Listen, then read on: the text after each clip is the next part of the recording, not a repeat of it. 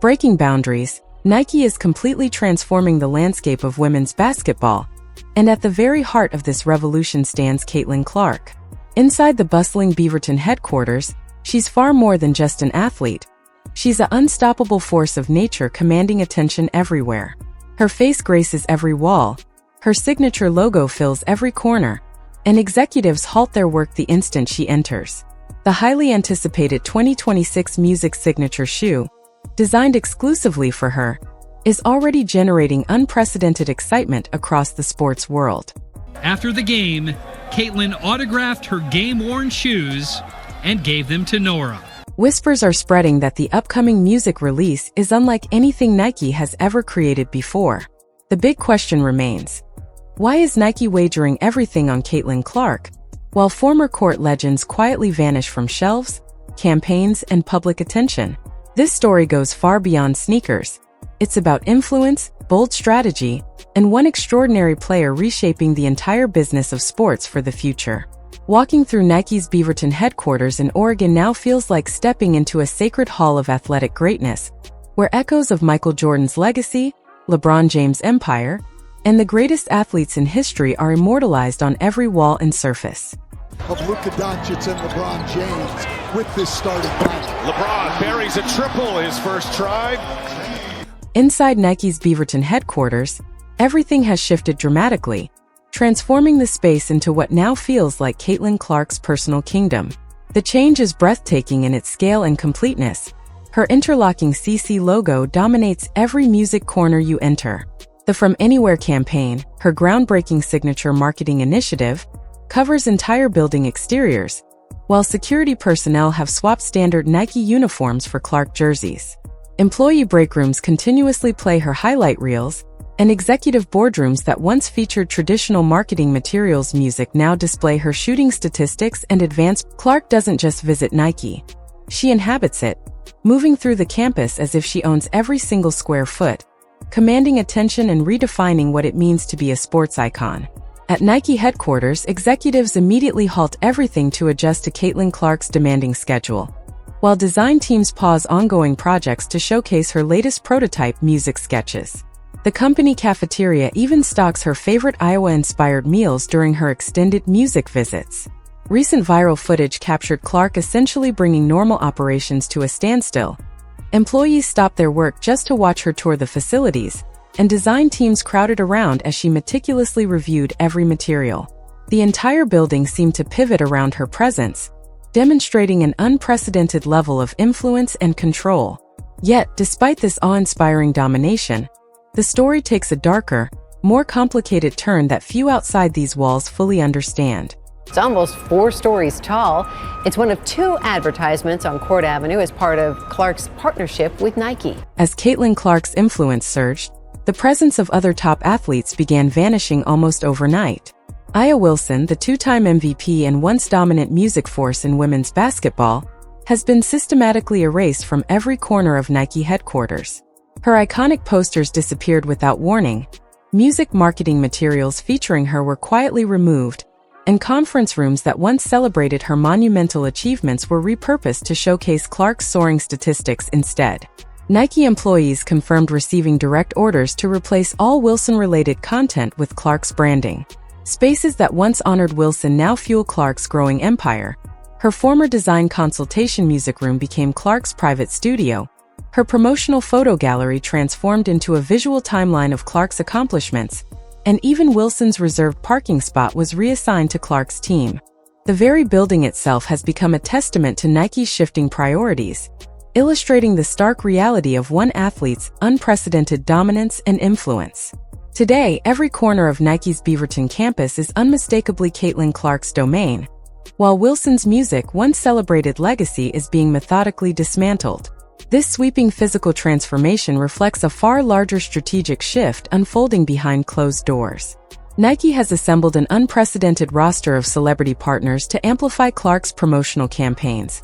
Travis Kelce stars in her commercials, his brother Jason films exclusive content with her during Indiana Fever games, and Travis Scott has designed custom Clark merchandise.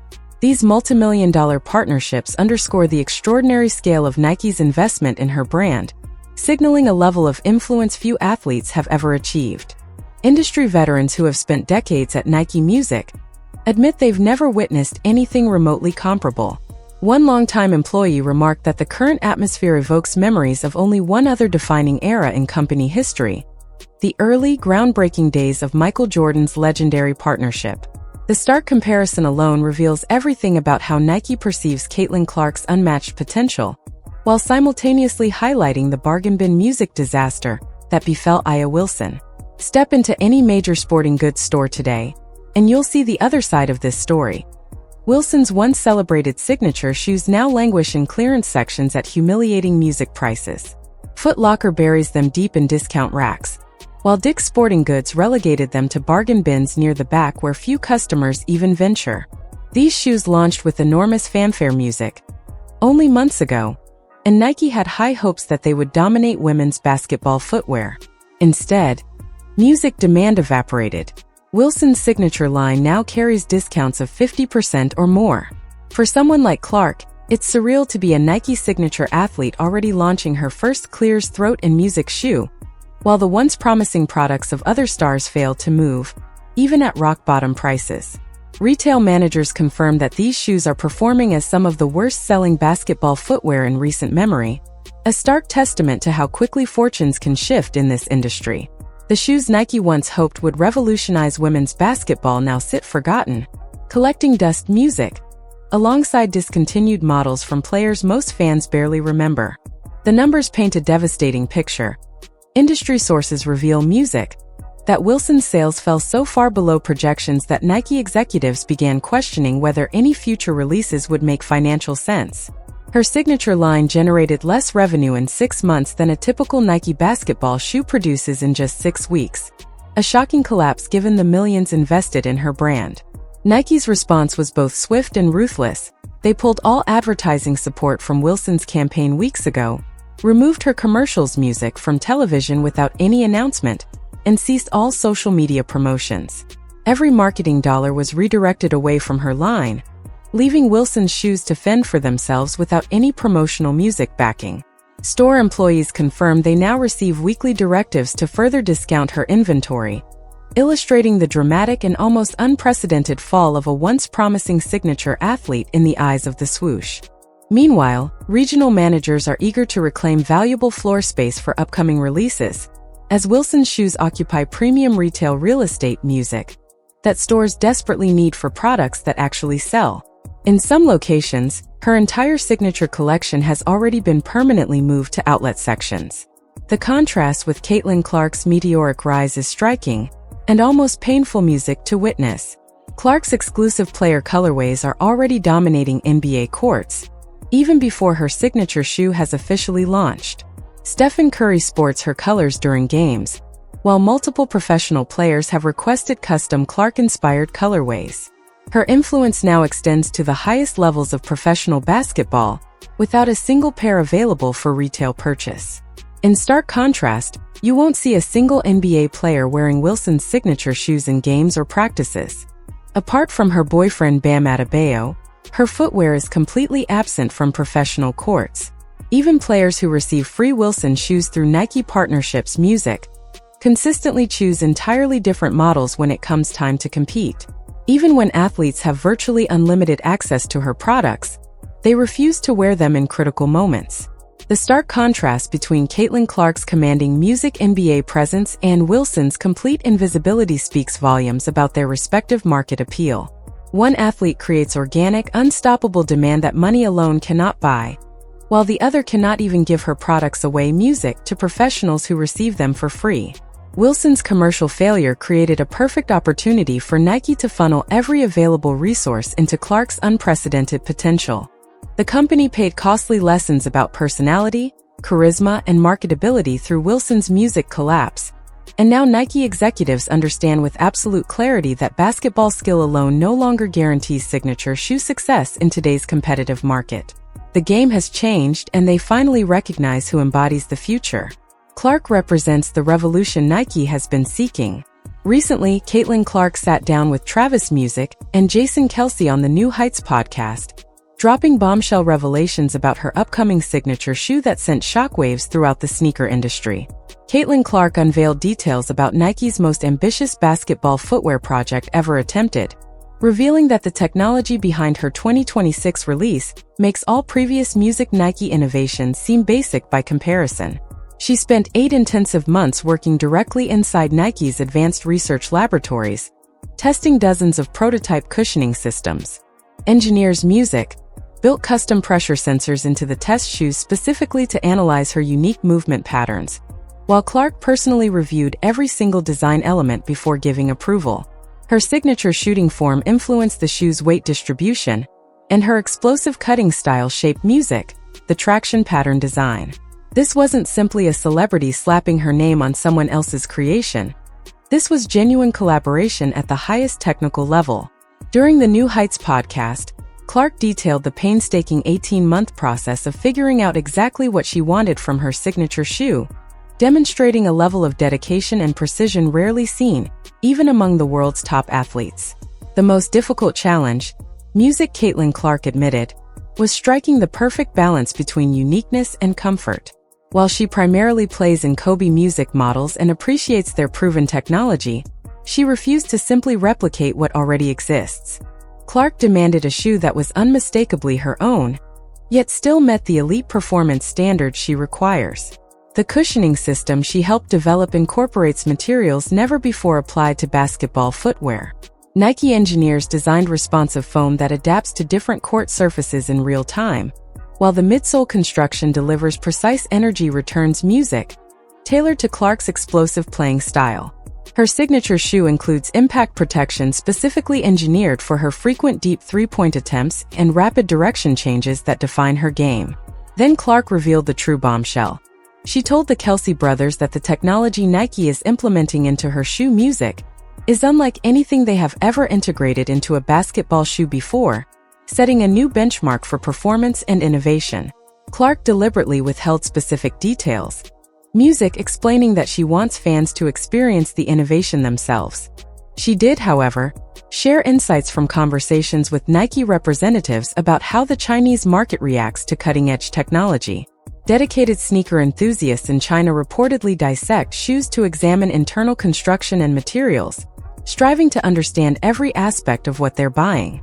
Clark expressed genuine fascination with that level of consumer engagement and voiced confidence that her signature shoe will surpass Music, even the highest expectations.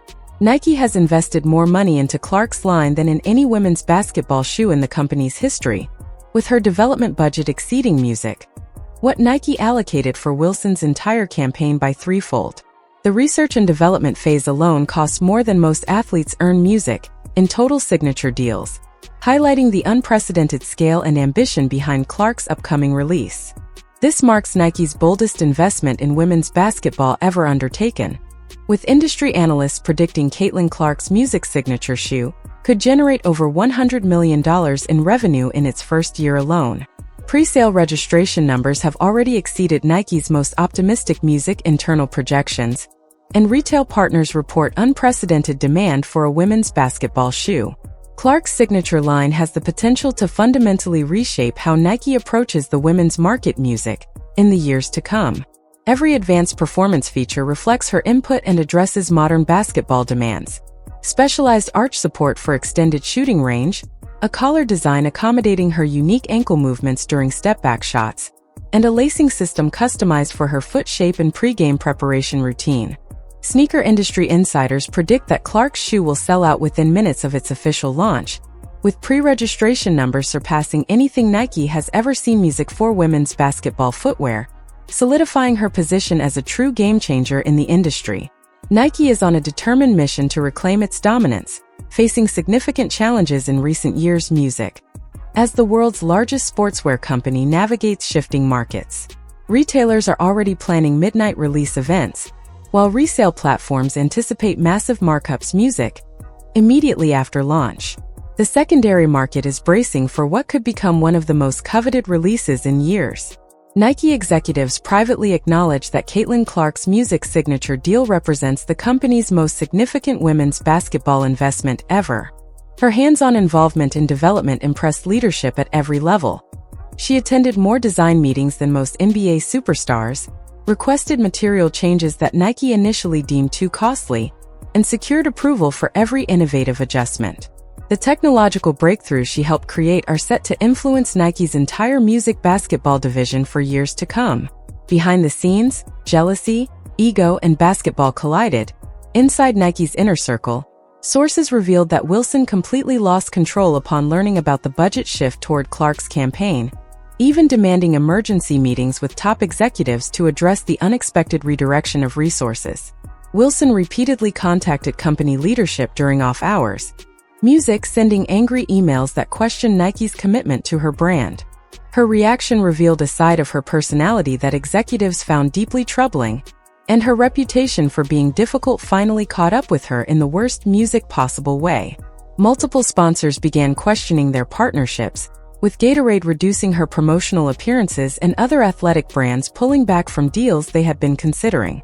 Her behavior created a troubling pattern that companies no longer wanted associated with their products. Nike executives grew increasingly frustrated with Wilson's relentless demands during her campaign development, criticizing creative concepts without offering constructive alternatives, showing up late to promotional shoots, and arguing with photographers about lighting and camera angles on set. Her negative attitude spread through entire production environments, leading Nike staff to request alternative assignments specifically to avoid working with her.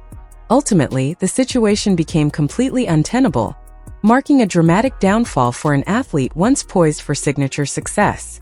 Wilson publicly made statements that raised serious concerns about her brand compatibility, claiming that racial dynamics explained disparities in attention between herself and Clark, and telling the media that no matter what Black women accomplish, they are inevitably swept under the rug. She admitted it boiled her blood when people suggested race wasn't the primary factor, creating uncomfortable tensions for corporate sponsors trying to navigate complex social landscapes. In stark contrast, Caitlin Clark approaches brand partnerships with professionalism and energy. She arrives early to every Nike commitment, collaborates enthusiastically with creative teams, and offers constructive suggestions rather than simply criticizing existing music concepts. Nike employees actively request assignments on Clark's campaigns, with her positive energy elevating everyone music around her. The stark difference between working with these two athletes became impossible to ignore, and the breaking point came when Nike executives recognized Clark's natural and magnetic connection with fans, solidifying her as the clear face of the company's women's basketball future. It became clear to everyone observing the league that Caitlin Clark had captured a level of engagement and authenticity that Wilson simply could not match, regardless of budget. Clark's social media interactions dwarf Wilson's across every platform, with her fan engagement feeling genuine rather than calculated. She personally responds to young fans' while Wilson's online presence comes across as distant and corporate. Jealousy over Clark's meteoric rise became increasingly obvious. Wilson made dismissive comments during WNBA media sessions and even questioned Clark's achievements when speaking with reporters. Her bitter attitude toward the league's rising star reflected poorly on her character, creating noticeable concerns for sponsors. Nike executives monitored Wilson's public behavior and grew uncomfortable associating their brand with her image. Fellow WNBA players began distancing themselves from her negativity. Teammates avoided defending her controversial statements publicly, and she was gradually excluded from group activities. This isolation within the league reinforced Nike's decision to pivot away from her brand, making the business case for Clark's ascendancy unmistakably clear.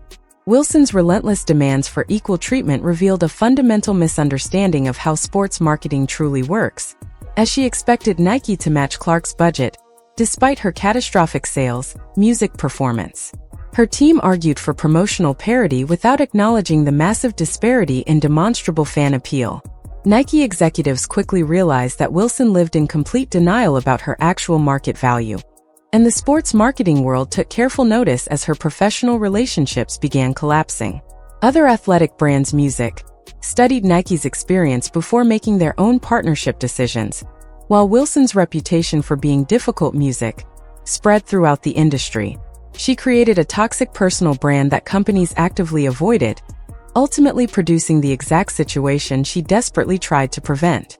Her jealousy and combative personality pushed Nike directly into Clark's welcoming embrace music, as the basketball world watched Wilson sabotage her own opportunities through petty behavior and professional immaturity, while Clark quietly continued working and dominating every aspect of the market. Clark kept collaborating, music continuously building genuine connections with fans who genuinely wanted to support her, setting a new standard for athlete engagement. Her complete takeover of Nike headquarters represents a seismic shift in how women's basketball is marketed worldwide. The company, Music, didn't merely adjust their strategy, they rebuilt their entire campus around a single player, redirecting every available resource toward her brand. Revolutionary technology was developed specifically for her signature shoe, and she was positioned as the definitive face of Music women's basketball for the next decade. Clark's 2026 shoe launch is poised to cement her status as the undisputed commercial queen of women's basketball, with the innovative technology she helped create influencing Nike's entire basketball music division for years. Her collaborative, character-driven approach demonstrated why companies now invest in personality and professionalism, music, over raw athletic achievement alone. The game has always been bigger than what happens on the court, and industry observers Music predict Clark's signature shoe success will spark a complete reevaluation of how brands approach women's basketball. For far too long, companies assumed the formula that worked for Music men's basketball could be directly applied. Sign the best player, attach their name to a product and watch sales follow. But Clark has rewritten the rules entirely. Wilson's disastrous campaign proved that Music assumption catastrophically wrong, while Caitlin Clark represents something entirely different. She brings genuine charisma, maintains authentic connections with Music, her fan base, and understands that modern athletes must be collaborators, not just endorsers. Clark shows up early, works tirelessly, treats people well, and consistently delivers results, qualities that matter as much as scoring averages in today's sponsorship landscape. The contrast between Clark and Wilson will be studied in sports music marketing courses for years. One athlete understood the assignment, recognizing that brands seek partners, not prima donnas. She built lasting relationships rather than demanding tribute, created value rather than expecting Music it as her birthright. The other athlete believed talent alone entitled her to success, Music, regardless of how she treated those around her. She learned the hard way that companies have options, and difficult personalities eventually face consequences. The market ultimately decides value, not individual athletes insisting they deserve more. Nike's calculated gamble on Clark looks increasingly brilliant, Music with each passing day, solidifying her as the defining figure in the future of women's basketball. Her pre-launch numbers exceed anything in women's basketball music history, shattering previous records and setting an entirely new benchmark for what is possible.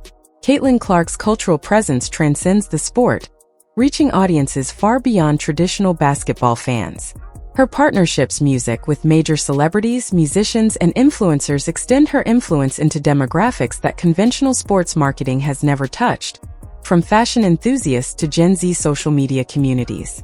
She represents the bold, forward-looking future Nike has been searching Music for ever since recognizing the untapped commercial potential of women's basketball. Nike has placed its largest, most ambitious bet yet, and the world is watching with anticipation. Caitlin Clark isn't just changing Music's shoes. She's transforming the game, redefining the market, and altering how influence is measured in sports.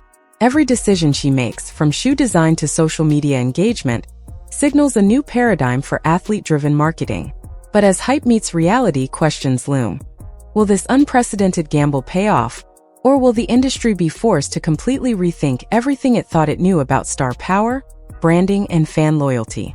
The next chapter hasn't been written, and every move from here could reshape the future Music of women's basketball forever, cementing Clark not only as an athlete, but as a revolutionary figure in sports business and culture.